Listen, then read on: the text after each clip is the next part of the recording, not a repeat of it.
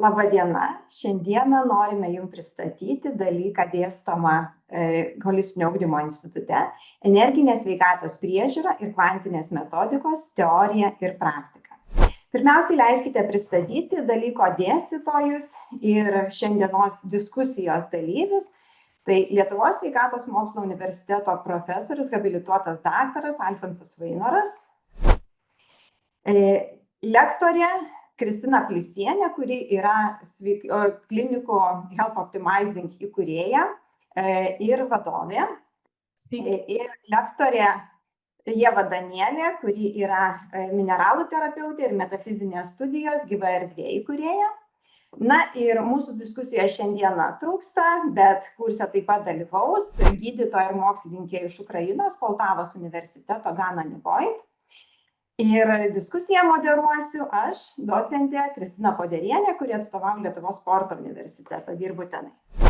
Na ir pradedant šią diskusiją, iš tikrųjų, norėčiau pirmiausiai kreiptis į profesorių Vainorą, kad papasakotų apie naujausius mokslo pasiekimus sveikatos srityje, apie kompleksinių sistemų ir kvantinės fizikos mokslo taikymą, apie ką jau mūsų dalyviai, kurie buvo kursuose ankstesniuose, girdėjo, bet šiek tiek tiem, kurie klausosi pirmą kartą, prašyčiau papasakoti. Labą dieną. Na, mes bandom pristatyti dalyką, kuris jau prašyte prašosi išgirstamas ir paruošiamas, todėl kad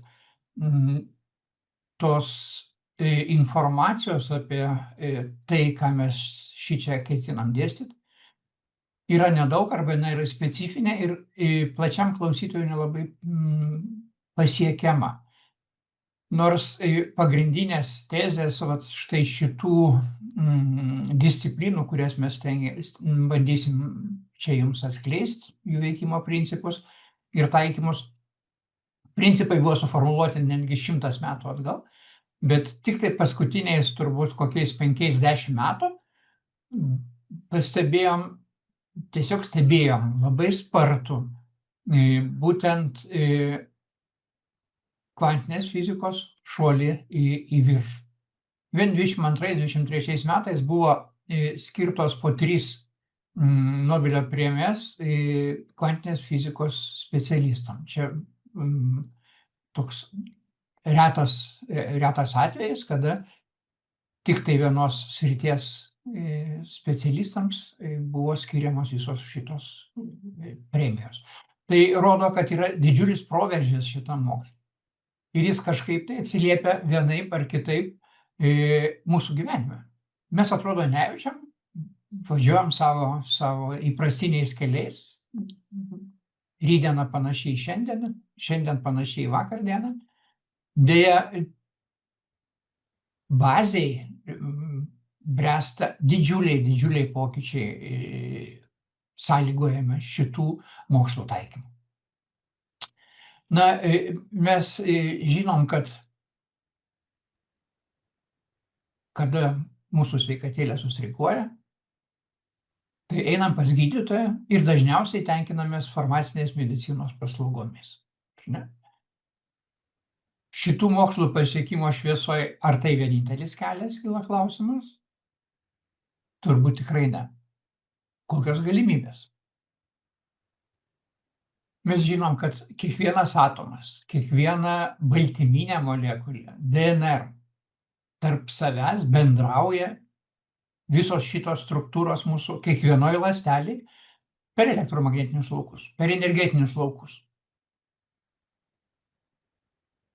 Ir jeigu tas bendravimas vyksta darniai, tvarkingai, mūsų organizmas funkcionuoja normaliai.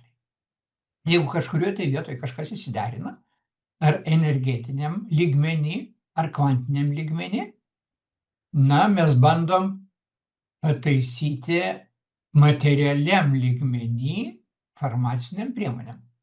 Bet čia jau skamba tam tikras neadekvatumas. Jeigu yra išsiderinimas energetiniam lygmenį, kvantiniam lygmenį, tai tą reikia ir daryti tose lygmenyse. Tas suvokimas bręsta medicinoje ir formuoja didžiulį virsmą. Na ir žinom, kad kai kurios technologijos labai ryškiai įsiveržė į medicinos gyvenimą, kaip kompiuteriniai tomografai, magnetinis kompiuterinis tomografas, ar ne, branduolinio rezonanso arba rentgeno kompiuteriniai tomografai. Jie yra praktikoje ir kiekvienas iš mūsų jau beveik yra ir esame ir pasinaudoję. Ar tai vienintelės tokios technologijos, kurios yra mūsų aplinkoje, mūsų medicinoje? Tikrai ne. Ir yra ženkliai paprastesnių metodikų, kurias galima taikyti plačiai kiekvienam žmogui ir labai įvairiose srityse. Apie tai pakalbės šita mūsų gerbiama lektorė Kristina. Aš čia nesigilinsiu, bet tokių technologijų jau dabar šiame pasaulyje yra sukurta daug. Ar mes pasiruošę jas visas priimti? Ar mes suvokiam jų siūlomą pagalbą, siūlomą naudą?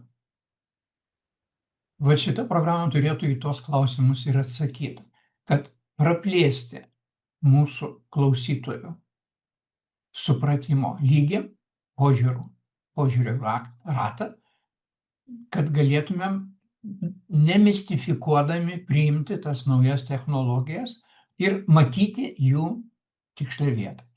Vienas dalykas dar, kada mes patys savarankiškai, tarkim, tą energetinę mediciną užsiemam, mes imam kokią nors vieną technologiją ir bandom taikyti ją vienoje ir kitoje situacijoje. Bet esmė tame, kad tai yra tam tikras, lyga yra procesas. Ir tų technologijų turėtų būti ne viena, bet tam tikra sistema, papildanti vieną kitą, vedanti nuosekliai nuo pradžios iki gydymo rezultatų. Na vat šitie visi dalykai ir aš viliuosi bus atskleisti šitų kompetentingų dėstytojų. Ačiū. Dėkui, profesoriau. Na ir ankstesniuose kursuose, ne vienam tikrai holistinio ugdymo instituto kurse yra teigiama, kad žmogus nėra vien fizinis kūnas, yra daug daugiau ir ligų priežastis holistiniu požiūriu dažnai būna ne ten. Ir iš tikrųjų šios dalykus labai puikiai yra įsigilinusi lektorė Ieva Danielė. Ieva, gal galėtumėt pakomentuoti šiek tiek, kiek kursas palies ir kokius klausimus? Taip, sveiki dar kartelį visi. Taip, šitoj programoje plačiau panagrinėsime visą žmogaus energinę struktūrą, tam, kad suvoktume, kaip užgimsta tas ligos procesas, kaip tik gerbiamas profesorius paminėjo, nes tai yra procesas. Tai, kad mes geriau suprastume, kaip visas tas procesas vystosi mumyse, mes turim labiau pažinti, iš ko mūsų visa struktūra susideda, tas kompleksiškumas, apie kurį mes vis bandome vienu ar kitu rakursu žiūrėti ir nagrinėti. Tai viena iš pagrindinių irgi užduočių ir mano kaip lektoriaus ir šitos programos yra, kad mes praplėstume požiūrį patys į save ir suprastume, iš kogi mes susidedam ir kokius mes, galima sakyti, netgi įrankius turim, kurių mes nelabai pažįstam, kurie mumyse yra tokioje latentiniai formoje, bet mes nelabai galim, reiškia, sąmoningai įjungti, išjungti, panaudoti, nes mes tiesiog dar apie juos per mažai žinom. Tai ta visa mūsų energinė struktūra yra ir supratimas, kaip jinai veikia, kokios yra tarpusavio sąsajos, čia panašiai kaip irgi prieš tai kalbėjęs mūsų gerbiamas profesorius minėjo, tarp ląstelių vyksta ta sąveika ir komunikacija, ne, per energinius laukus, bet ir mūsų visa struktūra dar toliau, jinai irgi tarpusavyje turi tam tikrą komunikaciją ir kaip estafetę perduoda. Tai jeigu kažkuriam sluoksnė susiformuoja kažkoks tai nukrypimas, disbalansas, kažkokia tai destrukcinė dalis, tai jinai šitoj vietoj įtakoja ir į kitas struktūras, nes tarpusavy viskas susiję. Tai ir tos technologijos, apie ką kalbės mūsų gerbiama Kristina Plisienė, tai irgi tiesiog prisilies prie visai kito rakurso, kaip mes galim prie mūsų energinės struktūros prieiti ir net medikamentiniu, reiškias, būdu, bet naudojant naujasias technologijas. Bet mes turim ir suprasti, kaip tos technologijos veikia ir kurias mūsų dalis jos veikia. Tai šitas kursas, aš manau, tuo ir unikalus bus, kad sudėsime į vieną krūvą ir mokslo pasiekimus, ir tai, ką mes žinom iš senųjų tradicijų, kaip energinę struktūrą, ką jie siūlo, ir sujungsim į vieną bendrą visumą, dar pasitelksim visas naujasias technologijas sveikatinimo srity. Tai aš tikrai manau, kad pasinaudokit šitą unikalią galimybę ir būkite pirmieji turbūt, kurie Lietuvoje, reiškia, turėsit galimybę iš pirmų lūpų, kurie žmonės prie to liečiasi ir atvežė tas technologijas ir domisi tomis technologijomis, tiesiog išbandyti, išgirsti ir, aišku, taikyti praktikoje. Nes tiek tikslas yra, kad mes visi išmoktume sveikatintis kitais metodais. Tai visus šitos dalykus mes tikrai, manau, jautriai ir detaliai panagrinėsime viso šito dalyko eigoje per visus tos mokslo metus Holistinio ugdymo instituto. Ir aišku, aš manau, kad šita informacija jums labai gražiai netgi sujungs ir ką jūs fiziologijoje mokėtės ir ką jūs mokėtės kitose programuose. Tai čia turėtų būti kaip tęsinys, papildymas toksai jūsų bendro bagažo. Tai tikrai siūlau visiems prisijungti. Gal tiek pradžiai. Profesorius labai, ačiū Ieva, profesorius labai gražiai paminėjo, kad sako, dažnai pavienė taikoma technologija, jinai ne visada duos rezultatą. Mes turime dažnai taikyti kompleksiškai spręsti problemą, dažnai keliose lygmenyse. Na ir puikus atradimas yra iš tikrųjų ir mūsų dėstytojų komandai, ko gero, buvo Health Optimizing klinikų tinklas, kurio kliniką Vilniuje įkūrusi yra Kristina Plisienė, ir tos metodikos visos yra taikomos ne pavieniui, o komplekse kaip vieninga sistema, gana stipriai individualizuojant. Kristina, truputį gal galite pakomentuoti, kaip dirba jūsų klinika ir ką jūs ten taikot, veikiat? Sveiki visi, labai dėkoju, kad turiu galimybę drauge su jumis papasakoti žmonėm, kaip dar kitaip mes galim rūpintis savimi ir savo sveikata, domėti savimi. Mūsų ir klinikos toks kaip evoliucinis tikslas net yra, kad Lietuvoje žmonės sveiksta be medikamentų. O jis yra ir evoliucinis todėl, kad prie šitos idėjos, prie šitos sistemos, kurią mes naudojam, gali prisijungti daug žmonių ir įvairių kitų metodikų, ir jis yra labai atviras ir visapimantis. Tai tikrai diagnostikai ir sveikatos balansavimui arba kitaip dar grąžinimui į homeostazę buvo sukurtos ir toliau kuriamos įvairios technologijos, kurios remiasi įvairiais veikimo principais. Ir sveikatos optimizavimo klinikose mes jas tarsi taip sugrupuojame, taip kaip mes su jomis dirbame, į tokias 3 dalis: diagnostinės technologijas, sveikatos atstatymo paruošimui skirtas technologijas ir savireguliacijos bei savigydos mechanizmų aktyvavimui skirtas technologijas. Taigi, diagnostikoje naudojamos technologijos veikia tikrai skirtingais principais, bet labai noriu pabrėžti, kad kas atrodo man tikrai labai svarbu, jos yra neinvazinės. Tai reiškia, kad žmogus nėra badomas, pjaunamas, nėra kažkas į jį kišama. Ir aišku, vien jau tai yra labai gera žinia, nes tai padeda išvengti visiškai nereikalingų šalutinių poveikių. Blogiausia, aišku, kas gali įvykti naudojant technologijas, tai kad tiesiog niekas nepasikeis, organizmas ir toliau nespręs uždavinio, kurio technologijų pagalba buvo paprašytas išspręsti. Taigi, jeigu paimtume diagnostiką, tai jos metu tikrai taikomos įvairios technologijos, nes tikslas yra gauti kuo daugiau informacijos, duomenų, surasti sveikatos sutrikimo priežastis, kurios, kaip ir profesorius paminėjo ir lektorė Ieva paminėjo, tikrai gali būti skirtingose mūsų lygmenyse, skirtingose mūsų sluoksniuose.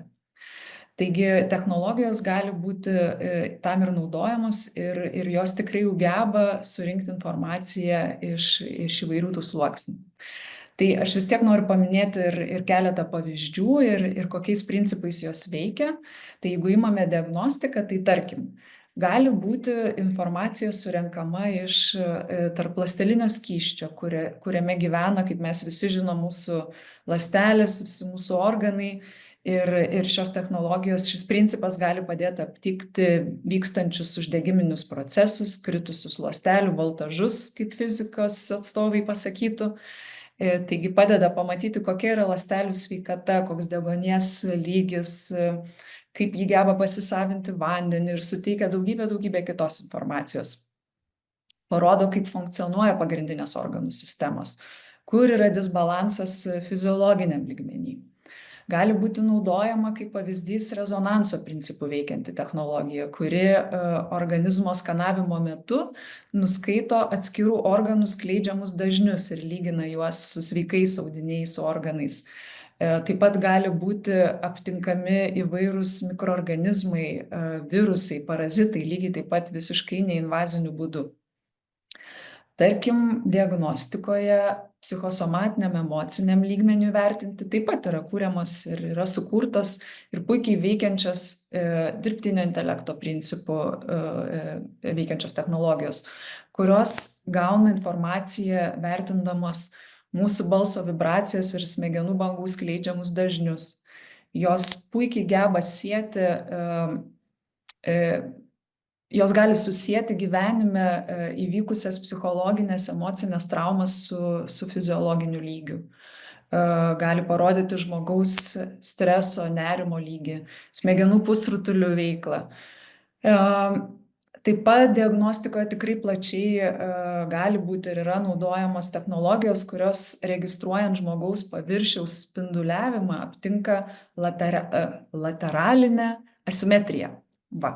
Kuri nusako apie šilumos gamybos ir perdavimo sutrikimus įvairiose kūno vietose. O tai leidžia nustatyti uždegiminius procesus, kraujotakos, limfotakos įvairius sutrikimus, inervacijos pažeidimus. Tie, kurie jau yra Holistinio ugdymo instituto studentai, jau tikrai girdėjo, matė, o kai kurie jau ir išbandė technologiją, kuri analizuoja žmogaus biolaukus ir padeda įvertinti tiriamojo ir fizinę, ir psichoemocinę, ir mentalinę būseną. Tuomet, tai čia keletą iš tokios diagnostikos srities suminėjau keletą technologijų. Tada jeigu imtume tą sekančią tokią grupę, kaip sakiau, kaip mes dirbam, tai yra grupė kitų technologijų, kurios padeda paruošti organizmą sveikimui. Kitaip sakant, tarsi suteikia jam papildomos energijos, duoda tokio kaip papildomo resurso, be kurio pačiam organizmui atsistatyti tam tikrose situacijose gali būti sudėtinga. Tai technologijos tikrai, čia nieko naujo nepasakysiu ir tikrai bus visi girdėję ir labiau besidomintis ir mažiau besidomintis žmonės. Tai yra technologijos, kurios tikrai veikia ir fiziologiniam, ir energetiniam lygmenyse. Tai į šią kategoriją patenka ir elektromagnetinių, ir magnetinių bangų principų veikiančios technologijos, ir šviesa, ir garsas. Ir kiekviena iš jų atlieka skirtingas funkcijas ir viena kitą papildo, kaip profesorius minėjo, ir tai yra tikrai labai svarbu. Tai elektromagnetinių, magnetinių bangų technologijos, kaip mes praktikoje sakome, dirba su ląstelėmis, jos kelia jų voltažus, nes ten, kur kritęs voltažas, vyksta uždegiminis procesas, tai gerina ir mitochondrijų veiklą, ir ATP funkciją. Kaip pavyzdys, plazminė šviesa yra naudojama parazitų, bakterijų, virusų naikinimui ir taip pat padeda, aišku, kas jau savaime iš to išplaukia, stiprinti imunitetą. Dar vienas pavyzdys - tolimųjų infraredinių spindulių terapija, tuo principu veikianti tikrai plačiai naudojama autonominės nervų sistemos balansavimui. Ir gauname tikrai nuostabius rezultatus naudodami. Garsas, tai smegenų bangų balansavimui naudojamas. Į šią kategoriją patenka ir deguonies terapijos, ir molekulinis vandenilis oksidaciniam stresui mažinti. Tai grupė eilė technologijų, kurios organizmui suteikia būtent daugiau energijos atsistatymui. Ir paskutinė grupė, tai yra technologijos aktyvuojančius savireguliacinius bei savigydos mechanizmus. Turbūt tikrai galiu drąsiai sakyti energetinio kvantinio lygmens technologijos, tai gali būti ir biogrįžtamojo ryšio principų veikiančios technologijos gebančios surinkti žmogaus pasąmonės bioenergetinę informaciją ir jos naudojamos tikrai plačiai, nes per centrinę nervų sistemą, taip kaip čia paprastai dabar trumpai pasakyti, per centrinę nervų sistemą jos siunčia signalus į tam tikras organizmo vietas, net nei tam tikras, o į tas, kurios diagnostikos pagalba identifikavom kaip problematinės, kaip priežastinės vietas. Kitaip sakant, tokiu būdu organizmo dėmesys grąžinamas į tas vietas, į tas problemas, kurias jis pats bandė išspręsti ir tikrai mums siuntė įvairius signalus, bet daug kas mes ten gaunam įvairių signalų iš organizmo, nebūtinai supratom, nebūtinai galėjom kažką dėl to padaryti. Tai va technologijų pagalba organizmo dėmesys grąžinamas į tas vietas, kad jisai toliau galėtų šitą uždavinį dar kartą pabandyti išspręsti ir kad organizmas pats pradėtų sveikti. Taigi gali būti balansuojami ir biolaukai, ir meridianai, ir aktyvuojami akupunktūriniai taškai ir daugybė kitų dalykų. Tai čia taip, jeigu visai trumpai, gal tik dar norėčiau pabrėžti, kad, kaip ir jau minėjau, mes visi paminėjom, visos technologijos tikrai nėra taikomos padrikai ir neturėtų būti taip taikomis. Visuomet iš tiesų sprendžia gydytojas. Žinoma, jis vadovaujasi tam tikrą logiką, protokolais ir aišku individualių požiūrių, nes kiekvienas žmogus yra atskira ir nuostabi istorija su savo patirtim ir gyvenimu. Ir kaip viena iš instituto dėstytojų, gydytoja Evelina, yra kažkada pasakiusi, visuomet juk svarbu ir paties žmogaus paklausti, o kaip jis pats galvoja, kodėl jis serga. Tai tiek trumpai. Iš tikrųjų, šaunu, Kristina, tikrai padarė įspūdį lankantis, kad jūs ne TLK diagnozę nustatot pagrindę, o ieškot priežasties ir stengiatės paveikti ne į simptomą, o į priežastį. Ir gal galėtum truputį paminėti, su kokiom situacijom lygom taikote, su kokiom lygom kreipiasi pacientai ir gal papasakot vieną kitą sėkmės atvejį trumpai. Tai technologijos tikrai yra taikomos plačiai, tiek vaikams tikrai drąsiai galiu sakyti, kad nuo kūdikių ir ką tik pagimdžiusių moterų iki suaugusių rimtus susirgimus ir sutrikimus ir įvairius lėtinius sutrikimus turinčių žmonių. Ir nuo paprastų peršalimo ligų iki tikrai pačių sudėtingiausių. Tai spektras yra labai platus ir amžiaus grupė žmonių, kurie ateina, irgi yra labai plati. Patirtis yra įvairios. Aš tikrai drąsiai galiu pasakyti, kad turim puikių rezultatų dirbant su autonominės nervų sistemos išsibalansavimu, kai ateina žmonės su lėtiniais išsekimais ir pervargimais, kadangi mes nemažai matom duomenų ir kaip jau minėjau, iš skirtingų lygmenų ir galime dirbti ganėtinai plačiai, žinoma, priklauso ir kiek pats žmogus yra pasiruošęs, kiek jis pats nori tame dalyvauti. Tai autonominės nervų sistemos balansavime tikrai esame labai sėkmingi ir tikrai galiu drąsiai pasakyti, kad mokame, taip paprastai sakant, ją atstatyti ir pakankamai greitai. Tada įvairios alergijos ir ypatingai jeigu žmogus pats žino, kokio pobūdžio alergiją turi arba mums pavyksta nustatyti, kokio tipo tai yra alergija, ar tai susiję su maisto netoleravimu, ar augalais, ar kažkokiu organizme gyvenančiu galbūt pelėsiu, galbūt tais pačiais neišspręstais emociniais iššūkiais. Tai turime atskirus protokolus skirtus alergijoms ir taip pat turim gerų rezultatų ir taip pat metodus, kokiais dirbam šitais atskirais alergijų atvejais. Tikrai mes lietuviai turim daug iššūkių susijusių su virškinimo sutrikimais. Kad ir kaip gaila bebūtų, atrodo, tokį turim platų maisto raciono pasirinkimą, bet kadangi kaip visuomet tas priežastinis ryšys gali būti tikrai susijęs ne vien su tuo, ką valgom, tai čia irgi ir iššūkių daug yra tame, bet ir puikių rezultatų. Ir jeigu, kaip pavyzdys, ateina žmogus ir sako, man, nežinau, pučia pilvą, man skauda skrandį ir panašiai, ir kai mes jau ieškome, kas ten gali būti įvykę, tai labai dažnai būna žinoma, kad patiriamas stresas, žmogus patyrė didelį stresą, sumažėjo skrandžio rūgšties, čia kaip pavyzdį pasakoju, tokį tikrai klasikinį labai dažnai tai būna.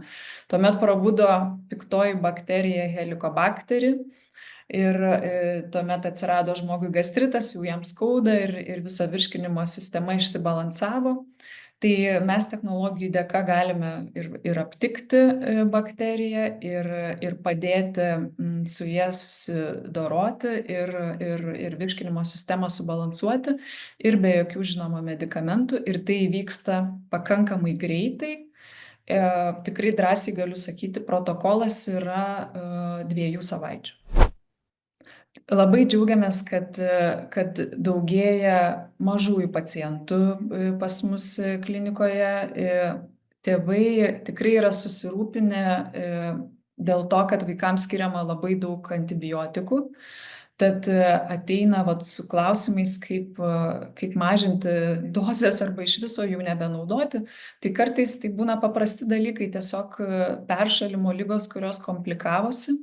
Bet tikrai galima ir jas išspręsti nenaudojant medikamentų, bet naudojant atskiras technologijas ir tam tikra sistema padeda vaikam irgi sugrįžti į balansą ir mažiau sirgti ir imunitetą sustiprinti.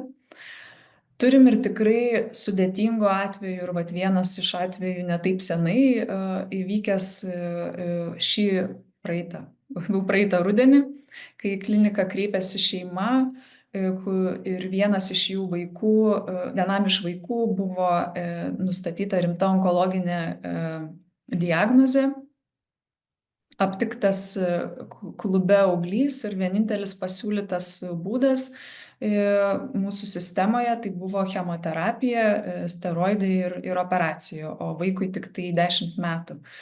Tai buvo labai gražus pavyzdys, kaip visa šeima susivienijo šitos problemos sprendimui ir vyko nuostabūs procesai. Tai mes su technologijomis mums pavyko atrasti priežastį, tai ką mes aptikome skanuodami vaiko organizmą, tai buvo labai išplitęs vienas iš virusų, buvo labai išsibalansavusi virškinimo sistema, labai nusilpęs imunitetas. Tai mes dirbome ties tuo, tuomet žinoma įsijungė ir kiti specialistai ir buvo steigta pagalba gyvensenos srityje, tai visa šeima keitė visą mitybą, mokinosi gaminti, keitė viską nuo valymo priemonių iki geriamo vandens namuose, kas irgi yra didelę įtaką daro visumai. Ir tuomet buvo taikomos technologijos ir pačiam navikui. Ir jau po poros mėnesių darant pakartotinius tradicinius tyrimus buvo aptikta, kad navikas jau buvo susitraukęs 40%. Po to dar praėjus keliems mėnesiams navikas sumažėjo dar 50% ir jau buvo prasidėjusi kaulo regeneracija.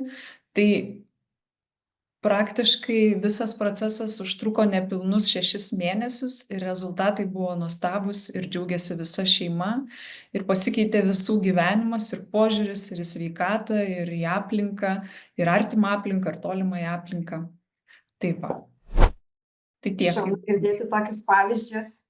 Ir kertinė ta labiausiai gal poveikį priežastį daranti metodologija, tu minėjai, kuri siekia atstatyti organizmo savireguliacijos mechanizmus, grąžinti darną į kūną.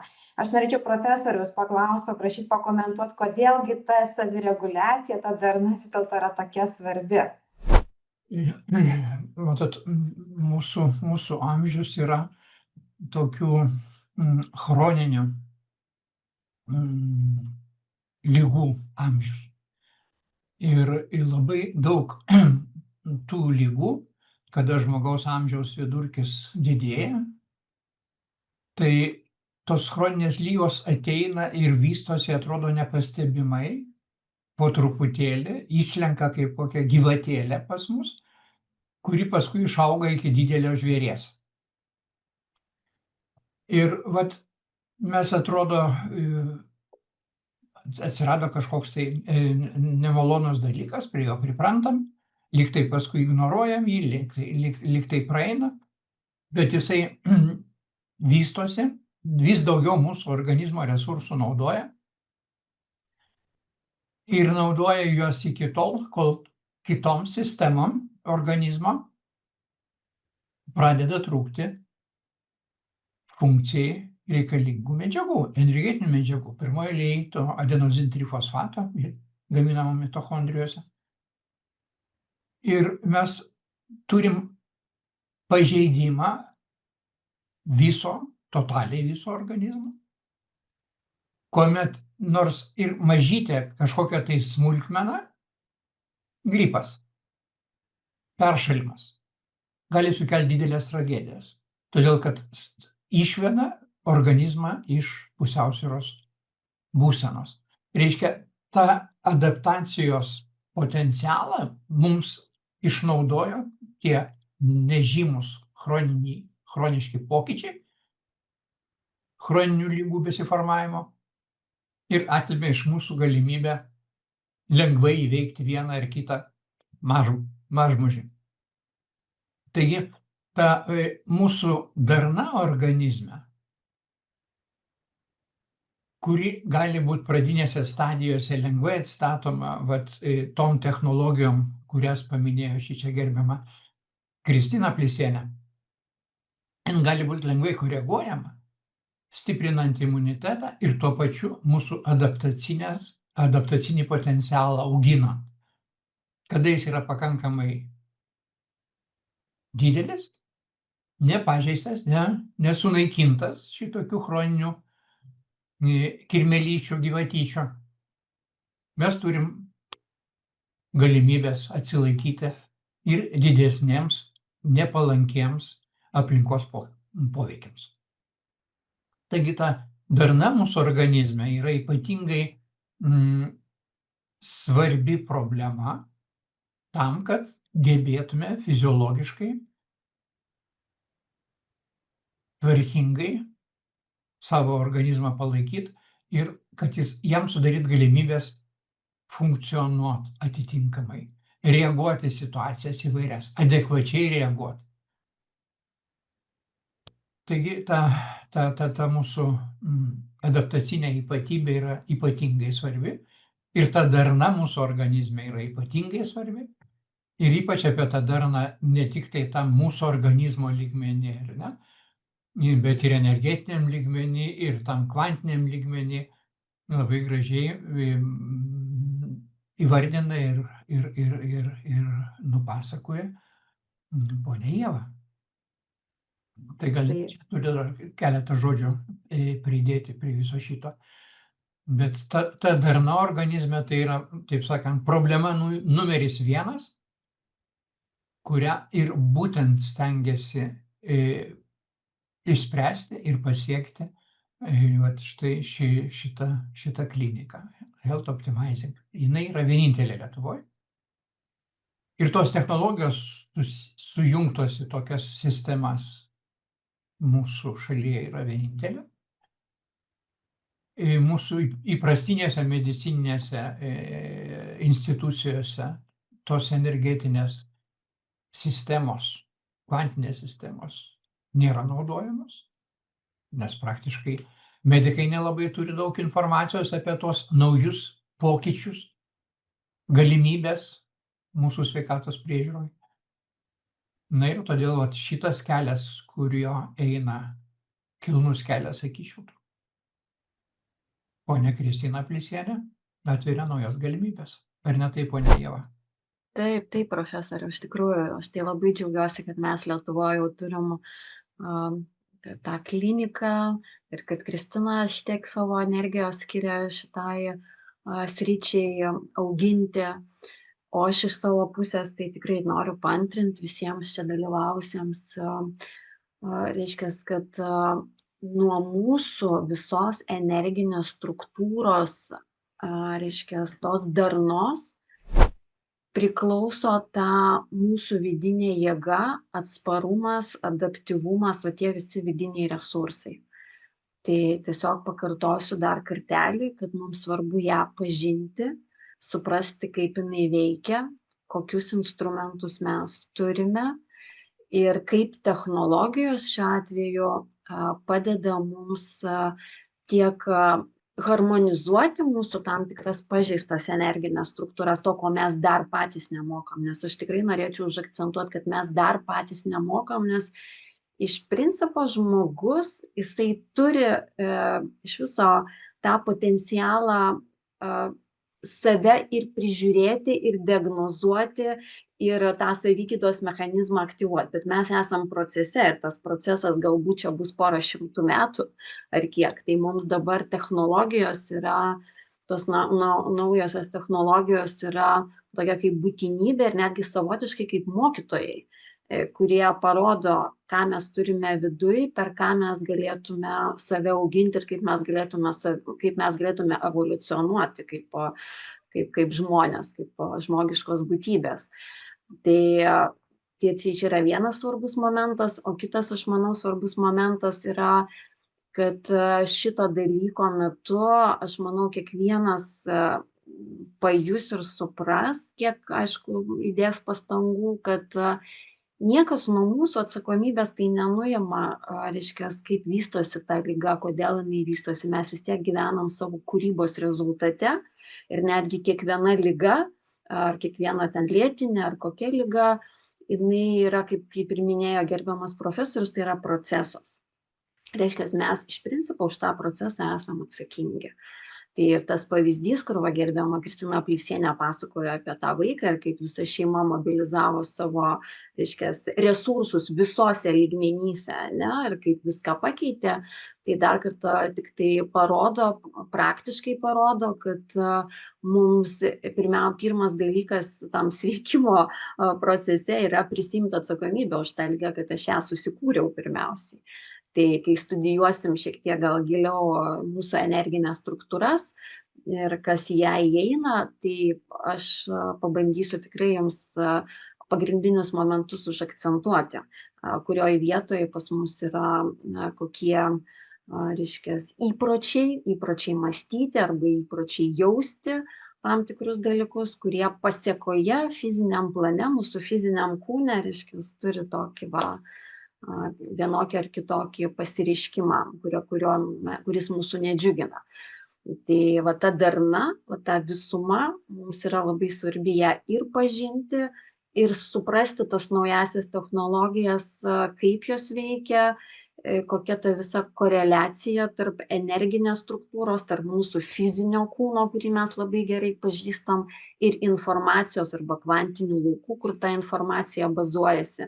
Bet visą šitą visumą, šitam modulyje, šitam dalyke, holistinio ugdymo institute, aš manau, mes tikrai praplėsim, papildysim ir aš manau, kad tikrai laikas turbūt ir medikams prisijungti prie šitos programos ir truputėlį praplėsti akiratį. Mane tai tikrai asmeniškai labai džiugintų, kad kuo daugiau, reiškia, taip, žmonės kitų specialybių, žinoma, jie yra laukiami ir jie tikrai dalyvauja šitose dalykų, reiškia, dėstomuose dalykuose, bet labai norėtųsi pakviesti ir medikų bendruomenę prisijungti ir tiesiog, kad mums visiems greičiau, lengviau, paprasčiau ir mes tiesiog pagautume šiokį tokį pagreitį šitose dalykuose, būtų tikrai nuostabu. Na ir kaip ir Ieva paminėjo, sako, be asmeninės atsakomybės nieko nebus.